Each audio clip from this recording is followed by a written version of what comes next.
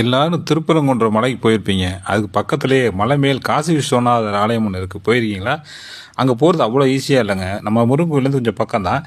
முதல்ல கொஞ்சம் கடினமான பாறை பாதை வரும், அப்புறம் ஒரு மலைப்பாதை வரும். அந்த மலைப்பாதையில் கொஞ்சம் சிரமப்பட்டு நடக்கணும். அதுக்கப்புறம் போனீங்கன்னா அங்கேருந்து ஒரு சமதளமான ஏற்ற இறக்கமான ஒரு பாதையிலேருந்து சிட்டி வியூ பார்க்கலாம். அங்கேருந்து கொஞ்சம் தானே கொஞ்சம் நார்மல் ஸ்டெப்ஸோடு கொஞ்சம் வந்தோடனே நீங்கள் காசி விஸ்வநாதர் கோவில் அடையலாம். தரைமட்டத்திலேருந்து சுமார் 1100 அடின்னு சொல்கிறாங்க.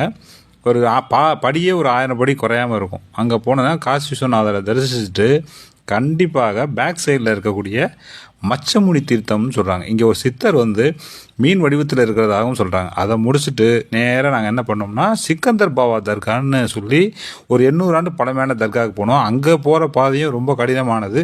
அங்கே போய் அந்த தர்காவை தரிசித்துட்டு விட்டு அப்படியே நாங்கள் என்ன செஞ்சோம்னா திருப்பி கடினமான அந்த மலைப்பாதையில் இறங்கி சமதளத்துக்கு வந்துட்டோம். 3 மணி நேரம் பயணம், அற்புதமான பயணம்.